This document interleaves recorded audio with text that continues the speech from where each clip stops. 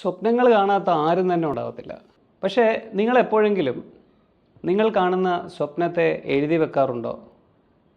അല്ലെങ്കിൽ നിങ്ങൾ കാണുന്ന സ്വപ്നത്തിൽ നിന്നും എന്തെങ്കിലും പ്രത്യേകിച്ച് നിങ്ങളുടെ ജീവിതത്തെ മാറ്റിമറിക്കാൻ കഴിയുന്ന എന്തെങ്കിലും ഒരു സൂചനകൾ ആ സ്വപ്നത്തിൽ നിന്നും കിട്ടാൻ സാധ്യതയുണ്ടോ എന്ന് ആലോചിച്ചിട്ടുണ്ടോ?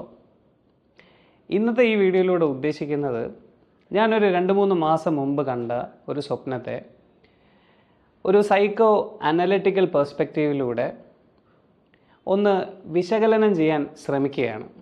Psycho analytical perspective, Sigmund Freud, അതുപോലെ സ്വപ്നങ്ങളുടെ അപഗ്രഥനം, ഇങ്ങനെയൊക്കെ കേൾക്കുമ്പോൾ ഇതിന് ശാസ്ത്രീയമായ അടിത്തറ ഉള്ള ഒരു സാധനമല്ല. എന്നാൽ വളരെ ക്യൂരിയസ് ആയ എന്തെങ്കിലും സൂചനകൾ അതിൽ നിന്ന് കിട്ടാൻ സാധ്യതയുണ്ടോ എന്നൊക്കെ നമ്മളൊരു ഫിക്ഷൻ വായിക്കുന്ന ലാഘവത്തോടുകൂടി കേൾക്കാൻ പറ്റുന്ന ഒരു സംഭവമായിരിക്കും എന്ന് ആ ഒരു ആംഗിളിലൂടെയാണ് ഈ ഞാൻ 3 മാസം മുമ്പ് കണ്ട സ്വപ്നത്തെ അപഗ്രഥിക്കാനുള്ള ഒരു ശ്രമം നടത്തുന്നത്.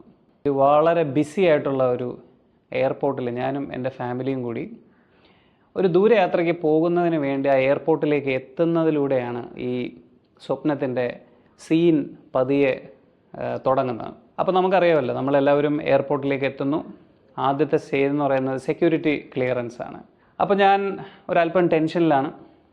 സ്വാഭാവികമായിട്ടും ഫാമിലി മെമ്പേഴ്സ് എല്ലാവരും ഉണ്ട്. അപ്പോൾ എൻ്റെ മുഖത്ത് എക്സൈറ്റ്മെൻറ്റും ഉണ്ട്, അതേ സമയത്ത് തന്നെ ഒരു ചെറിയ ടെൻഷനും മുഖത്തുണ്ട്.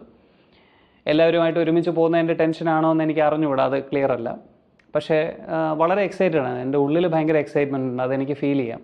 അപ്പോൾ ഞാൻ എൻ്റെ 2 മക്കളെയും ഭാര്യയും സെക്യൂരിറ്റി ക്ലിയറൻസ് ആദ്യം കയറി പോട്ടെ എന്ന് വിചാരിച്ചു. 3 പേരെയും സെക്യൂരിറ്റി ക്ലിയറൻസ് CISFലെ അവിടെ നിന്ന് ഓഫീസറിൻ്റെ അടുത്തേക്ക് വിടുന്നു. അവർ പാസ്പോർട്ടും ടിക്കറ്റും ഒക്കെ നോക്കിയിട്ട് അകത്തേക്ക് 3 പേരെയും കയറ്റി വിടുന്നു. അത് കഴിഞ്ഞിട്ടാണ് എൻ്റെ ടേൺ വരുന്നത്. എൻ്റെ ടേൺ വരുന്ന സമയത്ത് ഞാനത് CISFലെ ഓഫീസറിനെ കാണിക്കുന്നു. അയാൾ എൻ്റെ പാസ്പോർട്ട് പലതവണ മറിച്ച് അങ്ങോട്ടും ഇങ്ങോട്ടുമൊക്കെ നോക്കുന്നു. എൻ്റെ ടിക്കറ്റ് എടുത്ത് നോക്കുന്നു. ടിക്കറ്റിലെ ഡേറ്റും ഇതും ഫ്ലൈറ്റും ഈ ഡീറ്റെയിൽസ് എല്ലാം നോക്കുന്നുണ്ട്. അതിനുശേഷം അദ്ദേഹം എന്നോട് പറയുകയാണ്, നിങ്ങൾ സൈഡിലേക്കൊന്ന് മാറി നിൽക്കണം, ഇപ്പോൾ ഒരുപാട് ആൾക്കാർ ക്യൂ നിൽക്കുകയാണ്. അവരെ അകത്തേക്ക് കയറ്റിയിട്ട് നിങ്ങളുടെ പാസ്പോർട്ടും ടിക്കറ്റും കുറച്ചുകൂടി എനിക്കൊന്ന് വെരിഫൈ ചെയ്യണം എന്ന് പറഞ്ഞിട്ട് എന്നെ സൈഡിലേക്ക് മാറ്റി നിർത്തുന്നു. അപ്പോൾ എൻ്റെ വൈഫും കുട്ടികളും ഒക്കെ എയർപോർട്ടിനകത്തേക്ക് കയറി കഴിഞ്ഞു.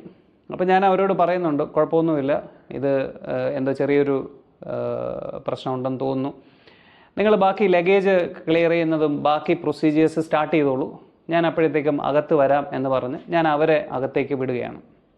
അതിനുശേഷം ഭാര്യ എന്നെ ഫോണിൽ വിളിക്കുന്നുണ്ട്, എല്ലാം ഓക്കെ ആണല്ലോ അല്ലേ. അപ്പോൾ ഞാൻ വളരെ കൂളായിട്ട് ഇതെല്ലാം ഓക്കെയാണ്, ദർ ഇസ് നോ പ്രോബ്ലം എന്നൊക്കെ പറഞ്ഞ് അവരെ വിടുന്നുണ്ട്. ഈ സെക്യൂരിറ്റി പക്ഷേ പല ആൾക്കാരെയും അറ്റൻഡ് ചെയ്യുന്നുണ്ടെങ്കിലും ഇയാൾ എന്നെ മൈൻഡ് ചെയ്യുന്നില്ല. ഞാൻ അവിടെ അയാൾ മാറ്റി നിർത്തിയിട്ടാണ് അവിടെ നിൽക്കുന്നതെന്നുള്ള കാര്യം പോലും അയാൾ മറന്നുപോയോ എന്ന് അയാളുടെ ശരീരഭാഷയിലും അയാളുടെ നോട്ടത്തിലുമൊക്കെ എനിക്ക് വായിച്ചെടുക്കാൻ പറ്റുന്നുണ്ട്. അയാൾ എന്നെ ഇഗ്നോർ ചെയ്യുകയാണ്. ഞാൻ അവിടെ നിൽക്കുന്നതായിട്ട് പോലും അയാൾ കണക്കാക്കുന്നില്ല. അങ്ങനെ 5 മിനിറ്റ് കഴിഞ്ഞു, 10 മിനിറ്റ് കഴിഞ്ഞു. കുറച്ച് കഴിഞ്ഞപ്പോഴത്തേക്കും വൈഫ് പിന്നെയും വിളിച്ചു, എന്താണ് പ്രശ്നം, നിങ്ങൾ എന്തുകൊണ്ടാണ് അകത്തേക്ക് വരാത്തത്, സെക്യൂരിറ്റി ക്ലിയറൻസ് എന്തെങ്കിലും ഇഷ്യൂ ഉണ്ടോ എന്ന് പുള്ളിക്കാർ ചോദിച്ചു. അപ്പോൾ ഞാൻ കുഴപ്പമൊന്നുമില്ല, I will call you back in 2 minutes എന്ന് പറഞ്ഞ് കോൾ വൈൻഡപ്പ് ചെയ്യുന്നു.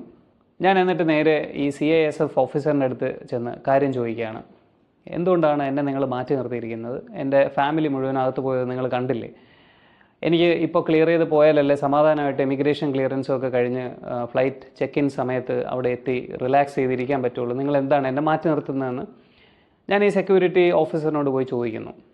അപ്പോഴാണ് അയാൾ വളരെ ഒരു സർക്കാസ്റ്റിക് സ്മൈലോടുകൂടി അയാൾ എന്നോട് ചോദിക്കുന്നത്, എങ്ങനെയാണ് നിങ്ങളുടെ ക്യാൻസൽ ചെയ്ത പാസ്പോർട്ടുള്ള ഒരാളിനെ ഞാൻ ഇമിഗ്രേഷൻ ക്ലിയറൻസിനോ അല്ലെങ്കിൽ അടുത്ത സ്റ്റേജിലേക്ക് കയറ്റി വിടുന്നത്, നിങ്ങളുടെ പാസ്പോർട്ട് ഓൾറെഡി ക്യാൻസൽഡ് ആയിരിക്കുകയാണ്. ഇതെനിക്ക് ഭയങ്കര ഷോക്കായിപ്പോയി, കാരണം ഞാനിത് എക്സ്പെക്റ്റ് ചെയ്യുന്നില്ല. സംഭവിച്ചത്, ഞാൻ ഈ യാത്രയുടെ തിടുക്കത്തിൽ എൻ്റെ ക്യാൻസൽ ചെയ്ത പാസ്പോർട്ടാണ് ഞാൻ എടുത്തുകൊണ്ട് വന്നത്. പകരം എൻ്റെ ക്യാൻസൽ ചെയ്ത് എനിക്ക് റിന്യൂ ചെയ്ത് വന്ന പാസ്പോർട്ട് ഞാൻ വീട്ടിൽ വെച്ചിട്ട് ക്യാൻസൽ ചെയ്ത പാസ്പോർട്ടുമായിട്ടാണ് ഞാൻ എയർപോർട്ടിൽ വന്നിരിക്കുന്നത്. ഇത് CISFലെ ആ ഓഫീസർ കണ്ടുപിടിച്ചപ്പോൾ മാത്രമാണ് എനിക്ക് അറിയാൻ പറ്റിയത്. ഞാൻ പെട്ടെന്ന് തന്നെ ഭയങ്കരമായിട്ട് പാനിക്കാവുന്നു. ഞാൻ ഉടൻ തന്നെ വൈഫിനെ വിളിച്ചിട്ട് പറയുകയാണ്, എൻ്റെ പാസ്പോർട്ട് ക്യാൻസൽ ചെയ്ത പാസ്പോർട്ടാണ് ഞാൻ കൊണ്ടുവന്നത്, അതുകൊണ്ടാണ് എന്നെ ഇവിടെ മാറ്റി നിർത്തിയിരിക്കുന്നത്. ഞാൻ ഓടിപ്പോയി വീട്ടിൽ പോയി ഈ പാസ്പോർട്ട് എടുത്തിട്ട് പെട്ടെന്ന് വരാം എന്ന് പറഞ്ഞ് ഞാൻ അവിടെ നിന്ന് ഇറങ്ങുവാണ്. പിന്നീട് ഞാൻ കാണുന്ന സീനെന്ന് പറയുന്നത് എൻ്റെ കഴുത്തിൻ്റെ അറ്റം വരെ വെള്ളമുള്ള ഒരു വലിയൊരു റോഡിൽ കൂടി ഞാനിങ്ങനെ നടന്നു പോവുകയാണ്. അപ്പം നടക്കുമ്പോൾ എനിക്ക് ഭയങ്കരമായിട്ട് മൂവ് ചെയ്യാൻ പ്രയാസമുണ്ട്. എന്ന് വെച്ച് കഴിഞ്ഞാൽ ഞാൻ ഈ ഉദ്ദേശിക്കുന്ന സ്പീഡിൽ എനിക്ക് നടക്കാൻ പറ്റുന്നില്ല. കാരണം എനിക്കിനി കുറച്ച് സമയം മാത്രമേ ബാക്കിയുള്ളൂ. ആ സമയത്തിനുള്ളിൽ വന്നു കഴിഞ്ഞാൽ എനിക്ക് ഇവരോടൊപ്പം യാത്ര ചെയ്യാൻ സാധിക്കും. പക്ഷേ ആ സ്പീഡും ഈ നടക്കുന്ന സ്പീഡും എനിക്കുള്ള എൻ്റെ കയ്യിലിരിക്കുന്ന സമയവും തമ്മിൽ ഇപ്പം നെഗറ്റീവ് ആയിട്ടുള്ളൊരു കോറിലേഷൻ പോലെയാണ് തോന്നുന്നത്. അതായത് എനിക്ക് എത്ര ആയാസപ്പെട്ട് നടന്നിട്ടൊന്നും എത്താൻ പറ്റുന്നില്ല.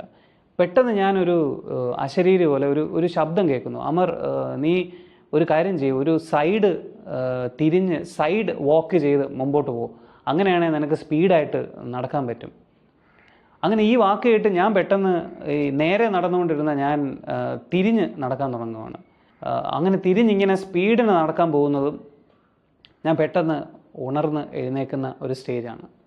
ഫ്രോയിഡിയൻ കോൺസെപ്റ്റ് എന്ന് പറയുന്നത് ഒരു സയൻറ്റിഫിക് വാലിഡിറ്റി ഉള്ള തിയററ്റിക്കൽ പെർസ്പെക്റ്റീവ് അല്ല. ഫ്രോയിഡ് ഈ പറയുന്ന തിയറി ഉണ്ടാക്കിയെടുത്തത് അദ്ദേഹത്തിൻ്റെ അടുത്ത് കൺസൾട്ടേഷന് വന്ന കുറേയധികം മെൻ്റൽ ഹെൽത്ത് പേഷ്യൻസിൻ്റെ അനുഭവങ്ങളിൽ നിന്നും അത്തരം കേസ് സ്റ്റഡിയിൽ നിന്നുമൊക്കെയാണ് അദ്ദേഹത്തിൻ്റെ തിയറി ഫോം ചെയ്തത്. പക്ഷേ എന്നെ അട്രാക്റ്റ് ചെയ്യുന്ന ഫ്രോയിഡിയൻ കോൺസെപ്റ്റ് എന്ന് പറയുന്നത് നമ്മുടെ ചൈൽഡ്ഹുഡ് എക്സ്പീരിയൻസിന് ഒരാളിൻ്റെ സ്വഭാവത്തെ രൂപപ്പെടുത്തുന്നതിൽ ഒരു വളരെ പ്രധാനമായ ഒരു പങ്കുണ്ട് എന്ന് ആദ്യമായി വെളിപ്പെടുത്തുന്ന, ആദ്യമായി അത്തരത്തിലൊരു ചിന്താഗതി മുമ്പോട്ട് വെക്കുന്നത് സിഗ്മണ്ട് ഫ്രോയിഡാണ്. അത് കഴിഞ്ഞാണ് അദ്ദേഹത്തിൻ്റെ വളരെ ഇൻട്രസ്റ്റിംഗ് ആയ ഫാസിനേറ്റിംഗ് ആയ മനസ്സിനെ പറ്റിയുള്ള ആശയം. അദ്ദേഹം മനസ്സിനെ കാണുന്നത് ഒരു മഞ്ഞുമലയെ പോലെയാണ്.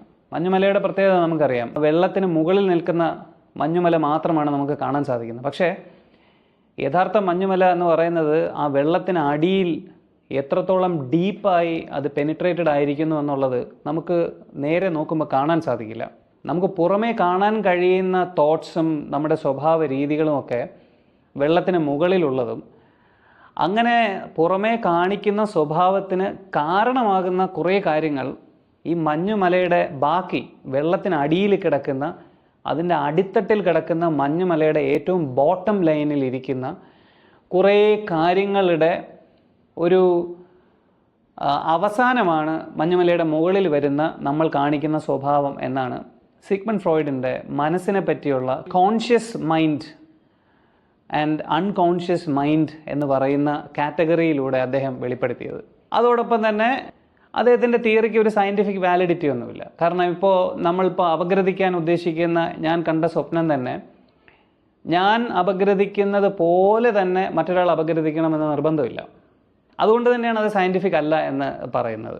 സിഗ്മണ്ട് ഫ്രോയിഡ് പറയുന്നത് നമ്മൾ സ്വപ്നത്തിൽ കാണുന്ന കാര്യങ്ങളെല്ലാം ഒരു തരത്തിൽ അതെല്ലാം ഒരു സിംബോളിക് റെപ്രസെൻറ്റേഷൻ എന്നാണ്. ഞാനിവിടെ ഒരു എയർപോർട്ട് കണ്ടു, പാസ്പോർട്ട് കണ്ടു, അതുപോലെ എൻ്റെ ഭാര്യയും മക്കളും ഒക്കെ ഉണ്ട്, CISFലെ ഓഫീസറുണ്ട്.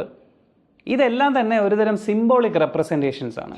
അതായത് എൻ്റെ മനസ്സിൽ ആഴത്തിൽ ഉറങ്ങിക്കിടക്കുന്ന മഞ്ഞുമലയുടെ അടിത്തട്ടിൽ കിടക്കുന്ന എന്തൊക്കെയോ കുറേ കാര്യങ്ങൾ, അതൊരുപക്ഷെ എൻ്റെ കുട്ടിക്കാലത്തുണ്ടായ ട്രോമാറ്റിക് എക്സ്പീരിയൻസ് ആവാം, നോൺ ട്രോമാറ്റിക് ആയിട്ടുള്ള എക്സ്പീരിയൻസസ് ആവാം, അടിത്തട്ടിൽ കിടക്കുന്ന കുറേ ഭയങ്ങളാകാം, എൻ്റെ ആങ്സൈറ്റി ആകാം, ഒരുപക്ഷെ എൻ്റെ വിഷാദമാകാം, പല കാരണങ്ങളുണ്ടാകാം. ഇത് മൂലം ഉണ്ടാകുന്ന കുറേ പെരുമാറ്റ രീതികളെ സൂചിപ്പിക്കുന്ന കുറേ സിംബോളിക് റെപ്രസെൻറ്റേഷൻസ് ആയിട്ടാണ് സിഗ്മണ്ട് ഫ്രോയിഡ് ഈ ഡ്രീം ഇൻ്റർപ്രറ്റ് ചെയ്യുന്ന സമയത്ത് ആ ഡ്രീമിൽ കണ്ട ഓരോ ക്യാരക്ടേഴ്സിനെയും ആ ഡ്രീമിൽ കാണുന്ന ഓരോ സിറ്റുവേഷൻസിനെയും ഒക്കെ കണക്കാക്കുന്നത്. ഇനി നമ്മുടെ ഈ സിറ്റുവേഷൻസ് എടുത്ത് നോക്കിക്കഴിഞ്ഞാൽ ഇതിനകത്ത് ഞാൻ കാണുന്നത് രണ്ട് തരം സിറ്റുവേഷൻസ് ആണ്. ഒന്ന്, എയർപോർട്ട് എന്ന് പറയുന്ന ഒരു സിറ്റുവേഷൻ. രണ്ട്, ഞാൻ ആ എയർപോർട്ടിൽ നിന്നും ഇറങ്ങി കഴുത്തറ്റം വെള്ളത്തിൽ മുങ്ങി. പക്ഷേ ഞാൻ മുങ്ങിപ്പോയിട്ടില്ല, എനിക്ക് ശ്വസിക്കാൻ പറ്റുന്നുണ്ട്, എനിക്ക് നടക്കാനും പറ്റുന്നുണ്ട്. പക്ഷെ നടക്കുന്നതിൻ്റെ വേഗത വളരെ കുറവാണ്. ഈ രണ്ട് സിറ്റുവേഷൻസാണ് അവിടെ ഉള്ളത്. എന്നാൽ ഇതിനകത്തുള്ള ക്യാരക്ടേഴ്സ് എന്ന് പറയുന്നത് അടുത്ത സിംബോളിക് റെപ്രസെൻറ്റേഷൻ വെച്ച് നോക്കിയാൽ ഞാൻ എന്ന് പറയുന്ന ഒരു ക്യാരക്ടറുണ്ട്, എൻ്റെ 2 മക്കളുണ്ട്, ഭാര്യയുണ്ട്, CISFലെ ഓഫീസറുണ്ട്, പിന്നെ തിരക്ക് പിടിച്ച ഒരു എയർപോർട്ടുണ്ട്. അതിനകത്ത് എനിക്ക് ഐഡൻറ്റിഫൈ ചെയ്യാൻ കഴിയാത്ത, യാതൊരു പരിചയമില്ലാത്ത ഒരുപാട് സ്ട്രേഞ്ചേഴ്സ് ഇങ്ങനെ ഓടി നടക്കുന്നുണ്ട്. അതുപോലെ തന്നെ ഞാൻ തിരിച്ച് നടക്കുന്ന സമയത്ത് എനിക്ക് കാണാൻ കഴിയാത്ത അദൃശ്യമായ ഒരു അശരീരി, ഒരു ശബ്ദം മാത്രമേ എനിക്ക് കേൾക്കാൻ കഴിയുന്നുള്ളൂ. ആ ശബ്ദം എനിക്ക് ഡയറക്ഷൻസും തരുന്നുണ്ട്. അപ്പോൾ അത് മറ്റൊരു ക്യാരക്ടറാണ്. ഈ പറയുന്ന airport, bus stand, railway station, ഇതൊക്കെ ലൈഫിൻ്റെ ഒരു ട്രാൻസിഷൻ പോയിന്റ് ആയിട്ടാണ് ഡ്രീം ഇൻ്റർപ്രിട്ടേഷനകത്ത് കാണുന്നത്. എന്ന് പറഞ്ഞാൽ ഞാൻ ഏതോ ഒരു ലൈഫിലെ ഒരു ട്രാൻസിഷൻ സ്റ്റേജിൽ നിൽക്കുന്നു എന്ന് സൂചിപ്പിക്കുന്നതായിട്ടാണ് ഞാൻ എയർപോർട്ടിൽ നിൽക്കുന്നതായിട്ട് വരുന്നത്. ഇനി നോക്കൂ, എൻ്റെ പാസ്പോർട്ട് അവിടെ ക്യാൻസൽ ആയിരിക്കുന്നു. എൻ്റെ പാസ്പോർട്ട് എന്ന് പറയുന്ന സിംബോളിക് റെപ്രസെൻറ്റേഷൻ അത് എൻ്റെ തന്നെ ഇൻഡിവിജ്വൽ ഐഡൻറ്റിറ്റിയെ സൂചിപ്പിക്കുന്നതായിട്ടാണ് സിംബോളിക് റെപ്രസെൻറ്റേഷൻ വഴി നമ്മൾ നോക്കുമ്പോൾ നമുക്ക് മനസ്സിലാക്കാൻ പറ്റുന്നത്. അതേസമയം എനിക്ക് എൻ്റെ ഭാര്യയും കുട്ടികളും, അപ്പോൾ ഞാനൊരു ഫാമിലി ഐഡൻറ്റിറ്റി എനിക്കുണ്ട്, പക്ഷേ എൻ്റെ പാസ്പോർട്ട് ക്യാൻസൽ ആയിരിക്കുകയാണ് എന്ന് പറയുമ്പോൾ ഞാൻ എൻ്റെ ഉള്ളിൽ എൻ്റെ ഐഡൻറ്റിറ്റി ക്യാൻസൽ ആകുന്ന അത്തരത്തിലുള്ള എന്തെങ്കിലും ഒരു ലൈഫ് ട്രാൻസിഷൻ സ്റ്റേജിൽ അവിടെ നിൽക്കുന്നുണ്ടോ എന്ന ഒരു സൂചനയാണോ ഈ ഒരു സ്വപ്നം എന്നെ അറിയിക്കാൻ ശ്രമിക്കുന്നത്? അത് കഴിഞ്ഞ് നോക്കൂ, ഞാൻ വളരെയധികം വെപ്രാളപ്പെടുന്നു. ഞാൻ ഉടൻ തന്നെ എനിക്ക് കിട്ടുന്ന സമയം, എനിക്കൊരു നിശ്ചിത സമയം അവിടെ ഉണ്ട്, ഒരു ചെറിയൊരു ഗ്യാപ്പ് അവിടെ ഉണ്ട്. ദാറ്റ് മീൻസ് ഞാൻ ഒരുപാട് ലേറ്റ് ആയിട്ടില്ല. ഇനി ഒരുപക്ഷെ എനിക്ക് ശ്രമിച്ചാൽ തന്നെയും എൻ്റെ ഫാമിലിയുടെ കൂടെ എനിക്ക് യാത്ര ചെയ്യാൻ സാധിക്കും. ഇപ്പോൾ ചെറിയ ചെറിയ അർത്ഥങ്ങൾ അവിടെ ഇവിടെയൊക്കെ ആയിട്ട് എന്തൊക്കെ തെളിഞ്ഞ് വരുന്നുണ്ട് അല്ലേ? ഇനി ഞാൻ ചെയ്യുന്നത്, ഞാൻ അതിനുവേണ്ടി ശ്രമിക്കുകയാണ്. അപ്പോൾ എൻ്റെ ഈ ട്രാൻസിഷൻ സ്റ്റേജിൽ ഞാൻ ഫാമിലിയോടൊപ്പം യാത്ര ചെയ്യാൻ വേണ്ടി ഞാനിത് എൻ്റെ ഒരു ശ്രമങ്ങൾ എൻ്റെ ഉള്ളിൽ നിന്നും നടക്കുന്നു, അല്ലെങ്കിൽ എൻ്റെ ഉള്ളിൽ അതിനുള്ള ആഗ്രഹമുണ്ട് എന്നുള്ളതാണ് ആ വെപ്രാളം പിടിച്ച് ഞാൻ എൻ്റെ വീട്ടിലേക്ക് ഓടി പുതിയ പാസ്പോർട്ട് എടുക്കുന്നതിന് വേണ്ടിയുള്ള ശ്രമം തുടങ്ങുന്നത്. അപ്പോൾ അങ്ങനെ നോക്കുമ്പോൾ ഞാൻ കഴുത്തറ്റം വെള്ളത്തിലുള്ള ഒരു ചലഞ്ചിങ് സിറ്റുവേഷനിലാണ് നിൽക്കുന്നത്. അത്ര സുഗമമായിട്ടല്ല എനിക്ക് തിരിച്ച് വീട്ടിലേക്ക് ഓടിപ്പോയി പാസ്പോർട്ട് എടുത്ത് തിരിച്ച് എത്തുക എന്ന് പറയുന്ന അത്ര സ്മൂത്തായിട്ടുള്ള ഒരു യാത്രയല്ല. അങ്ങനെ സ്ട്രഗിൾ ചെയ്യുന്ന സമയത്താണ് എവിടെ നിന്നോ ഒരു ശബ്ദം കേൾക്കുന്നു. എന്നെ രക്ഷിക്കുന്നതിന് വേണ്ടി ഒരാൾ പറയുകയാണ്, സൈഡ് തിരിഞ്ഞ് നടന്നു കഴിഞ്ഞാൽ നിങ്ങൾക്ക് പെട്ടെന്ന് തന്നെ അവിടെ എത്താൻ സാധിക്കും, കുറച്ചും കൂടെ വേഗത്തിൽ നിങ്ങൾക്ക് ഇത് മറികടക്കാൻ സാധിക്കും. അപ്പോൾ ഇതൊരു പക്ഷേ ഒരു ഫ്രോയിഡിയൻ തോട്ടിൽ ഇതൊരു പക്ഷേ എൻ്റെ ഉള്ളിൽ തന്നെയുള്ള സൂപ്പർ ഈഗോ എന്ന് പറയുന്ന ഒരു സ്റ്റേജ് എന്നെ ഉപദേശിക്കുന്നതാകാം, അല്ലെങ്കിൽ എൻ്റെ ഒരു മെൻറ്റോർ, എൻ്റെ നന്മ ആഗ്രഹിക്കുന്ന ഒരാൾ പുറത്തു നിന്നും എന്നെ ഉപദേശിക്കുകയാണ്, നിങ്ങൾ ഈ രീതിയിൽ തിരിഞ്ഞ് നടന്നാൽ നിങ്ങൾക്ക് വേഗത്തിൽ വീട്ടിലെത്താനും ആ പാസ്പോർട്ട് എടുക്കാനും തിരിച്ച് ഇവരോടൊപ്പം യാത്ര ചെയ്യാനും സാധിക്കും എന്ന് എന്നെ ഉപദേശിക്കുകയാണ്. വളരെ യാദൃശികമായിട്ട് കണ്ട ഒരു സ്വപ്നം. സിംബോളിക് റെപ്രസെൻറ്റേഷനിലൂടെ ഒന്ന് അനലൈസ് ചെയ്തപ്പോൾ ഇതിനൊരു തിമാറ്റിക് ആയിട്ടുള്ള ഒരു ഇൻ്റർപ്രിട്ടേഷൻ ഉണ്ടായി. ഇനി ഞാൻ നേരത്തെ പറഞ്ഞ പോലെ ഇതൊരു സയൻറ്റിഫിക് ആയിട്ടുള്ള ഒരു ആസ്പെക്റ്റ് അല്ല. അപ്പോൾ നമ്മൾ ഈ തിമാറ്റിക് ഇൻ്റർപ്രിട്ടേഷൻ ഉള്ളത് കൊണ്ടോ അല്ലെങ്കിൽ ഒരു സ്വപ്നത്തെ അപഗ്രഥിച്ചത് കൊണ്ടോ എന്താണ് നമുക്ക് ചെയ്യാൻ പറ്റുന്നത്? ബേസിക്കലി ചെയ്യാൻ പറ്റുന്നത് ഇത്രയേ ഉള്ളൂ. ഞാനൊരു സ്വപ്നം കണ്ടു. എൻ്റെ ഈ സ്വപ്നം കണ്ടതിൽ, ഞാൻ ഈ ഇൻ്റർപ്രറ്റ് ചെയ്ത രീതിയിൽ എനിക്ക് എന്തെങ്കിലും വായിച്ചെടുക്കാനുണ്ടോ? ഞാൻ എന്തെങ്കിലും മിസ് ചെയ്യുന്നുണ്ടോ? ഇൻറ്റേർണലായി ആങ്സൈറ്റീസ് ഉണ്ടോ? ഞാൻ എന്തെങ്കിലും ഇമ്പ്രൂവ് ചെയ്യേണ്ട കാര്യങ്ങളുണ്ടോ? ഇത്തരത്തിലൊരു സെൽഫ് റിഫ്ലക്ഷൻ നടത്തുന്നതിന് വേണ്ടിയിട്ട് നമ്മൾ കാണുന്ന സ്വപ്നങ്ങളെ ഒന്ന് എഴുതി വയ്ക്കുകയോ ആ സ്വപ്നങ്ങളെ നമ്മൾ ഒരല്പം ഡീറ്റെയിൽഡായിട്ട് ഇതുപോലെ ഒന്ന് അനലൈസ് ചെയ്യാൻ ശ്രമിക്കുകയോ ചെയ്യുമ്പോൾ നമുക്ക് അതിനകത്തുനിന്നും കുറച്ച് കീ പോയിൻറ്റ്സ് കിട്ടും. ആ കീ പോയിൻറ്റ്സിന് വേണ്ടി മാത്രമാണ് നമ്മൾ സ്വപ്നങ്ങളെ അപഗ്രഥിക്കുന്നത്. അല്ലാതെ നമ്മൾ ഈ അപഗ്രഥിച്ചത് മുഴുവനും സത്യമാണെന്ന് വിശ്വസിക്കാനോ അല്ലെങ്കിൽ ഇങ്ങനെ അപഗ്രഥിച്ചത് കൊണ്ട് നമ്മുടെ കരിയർ ചേഞ്ച് ചെയ്യുന്നതിന് വേണ്ടിയിട്ടുള്ള എന്തെങ്കിലും ഒരു മാർഗ്ഗനിർദ്ദേശം അതുവഴി കിട്ടുമെന്നോ, മുജ്ജന്മത്തിൽ ഞാൻ ഏതെങ്കിലും രാജാവിൻ്റെ മന്ത്രിയായിരുന്നു, എന്നെ കുളത്തിൽ മുക്കി കൊന്നു, അങ്ങനത്തെ ഒരു തീം എനിക്ക് ഡെവലപ്പ് ചെയ്ത് വരുന്നു, അങ്ങനെയൊന്നും ആലോചിക്കേണ്ട ആവശ്യമില്ല. ഇതൊരു ഫിക്ഷൻ കാണുന്ന പോലെ, നമ്മളൊരു സിനിമ കാണുന്നത് പോലെ നമ്മൾ നമ്മുടെ സ്വപ്നത്തെ കാണുന്നു. നമ്മളതൊന്ന് എഴുതി വെക്കാനുള്ള സാഹചര്യം ഉണ്ടെങ്കിൽ ഒന്ന് എഴുതി വെക്കുന്നു. പിന്നീട് സമാധാനമായിട്ടിരുന്ന് അതിനെ നമ്മൾ വായിച്ച്, അതിനെ വീണ്ടും വീണ്ടും വായിച്ച് അതിനകത്ത് നിന്ന് നമുക്ക് റെലവൻ്റ് ആയിട്ടുള്ള എന്തെങ്കിലും ഒരു തീം തെളിഞ്ഞു വരുന്നുണ്ടോ എന്ന് നോക്കുന്നു. That's all. ഡ്രീംസിൽ കാണുന്ന സാധനങ്ങളെല്ലാം ഫ്രോയിഡിയൻ തിയറി അനുസരിച്ച് മഞ്ഞുമല പോലെയാണ്. നമ്മളുടെ ഏറ്റവും അടിത്തട്ടിൽ നമുക്ക് പുറമേ കാണാൻ സാധിക്കാത്ത, അല്ലെങ്കിൽ നമ്മളുടെ അടുപ്പമുള്ള ഒരാൾ നമ്മളെ നോക്കിക്കഴിഞ്ഞാൽ ഇയാളുടെ ഉള്ളിൽ ഇത്രയും സംഘർഷങ്ങളുണ്ടോ എന്ന് തിരിച്ചറിയാൻ കഴിയാത്ത അത്രയും ആഴത്തിൽ നമുക്ക് കുറേ സംഗതികൾ ഉണ്ട്. ആ സംഗതികൾ പതിയെ പെരിഫറൽ ലെവലിലേക്ക് വരുന്ന ഒരു സംഭവമാണ് ഈ പറയുന്ന ഡ്രീംസ് ആയിട്ട് നമ്മൾ കാണുന്നത്. ഇതാണ് ഫ്രോയിഡിയൻ തോട്ടിൻ്റെ ഒരു അണ്ടർലൈൻ, ഒരു വൺ ലൈൻ എന്ന് പറഞ്ഞു കഴിഞ്ഞാൽ നമുക്ക് ചെയ്യാൻ പറ്റുന്നത്. ഇതൊരു വളരെ ബ്യൂട്ടിഫുൾ ആയിട്ടുള്ളൊരു കോൺസെപ്റ്റാണ്. കാരണം ഇത് തരുന്ന ഒരു എക്സൈറ്റ്മെൻ്റ് ഉണ്ട്. നമുക്ക് നമ്മളെ മനസ്സിലാക്കാൻ വേറെ ഒരാളിൻ്റെയും ആവശ്യമില്ല എന്ന് തോന്നുന്ന ഒരു മൊമെൻ്റാണത്. ഓക്കെ, ഇപ്പോൾ നമ്മൾ കാണുന്ന സ്വപ്നങ്ങൾ നമ്മൾ ആരാണ് എന്ന് തിരിച്ചറിയാൻ, നമ്മുടെ ഒരു സൈക്കോളജിക്കൽ വൾണറബിലിറ്റി, നമ്മുടെ സൈക്കോളജിക്കൽ സ്ട്രെങ്ത്, ഇതെല്ലാം തിരിച്ചറിയാൻ ഈ സ്വപ്നങ്ങൾക്ക് കഴിയുമെങ്കിൽ അത് എത്ര മനോഹരമായിട്ടുള്ളൊരു സംഭവമായിരിക്കും എന്ന് ആലോചിച്ച് നോക്കിയേ. അപ്പോൾ നിങ്ങൾ ഇനി കാണുന്ന സ്വപ്നങ്ങൾ കഴിയുമെങ്കിൽ ഇതുപോലെ എഴുതി വെക്കാൻ ശ്രമിക്കുക. എഴുതി വെച്ചതിന് ശേഷം നിങ്ങൾ തന്നെ അതിനെപ്പറ്റി കൂടുതൽ ആലോചിക്കുക. നിങ്ങൾക്ക് എന്തെങ്കിലും തരത്തിലുള്ള സൂചനകൾ അത് തരുന്നുണ്ടോ? നിങ്ങൾ ഒരേ പാറ്റേണിലുള്ള സ്വപ്നങ്ങൾ കാണാറുണ്ടോ? ഇത് വളരെ ഇൻട്രസ്റ്റിംഗ് ആയിട്ട്, വളരെ ലൈറ്റായിട്ട് എടുക്കാൻ പറ്റുന്ന ഒരു തീമാണ്. പറ്റിയാൽ നിങ്ങൾ കമൻറ്റിലൂടെ അത് അറിയിക്കുക. നിങ്ങൾ കാണുന്ന സ്വപ്നങ്ങൾ അതിനെന്തെങ്കിലും പ്രത്യേകതകളുണ്ടോ? അതിലെന്തെങ്കിലും ഈ പറയുന്ന സിംബോളിക് റെപ്രസെൻറ്റേഷൻ എന്തായിട്ടാണ് നിങ്ങൾക്ക് തോന്നാറുള്ളത്? I think that would be very interesting. നേരത്തെ പറഞ്ഞില്ലേ, നമ്മൾ ആരാണ്, നമ്മുടെ ഉള്ളിൽ നമ്മുടെ വ്യക്തിത്വം എന്താണ്, അതിൻ്റെ ബലം എന്താണ്, അതിൻ്റെ ബലഹീനത എന്താണ് എന്നൊക്കെ അറിയാൻ സ്വപ്നങ്ങൾ ശരിക്കും നമ്മളെ ഒരുപക്ഷെ ഹെൽപ്പ് ചെയ്തേക്കാം. കാരണം സയൻറ്റിഫിക്കലി അതിന് അത്രത്തോളം ആധികാരികമായിട്ട് തീർച്ചയായിട്ടും അത് സഹായിക്കും എന്ന് പറയാനുള്ള ഒരു സാങ്കേതിക അവസ്ഥ ഇപ്പോൾ ഇല്ല. അതുകൊണ്ടാണ് ചിലപ്പോൾ സഹായിച്ചേക്കും എന്ന് പറയുന്നത്. Thank you so much for watching. വീണ്ടും അടുത്ത ആഴ്ച നമുക്ക് വീണ്ടും കാണാം പുതിയൊരു ടോപ്പിക്കുമായി.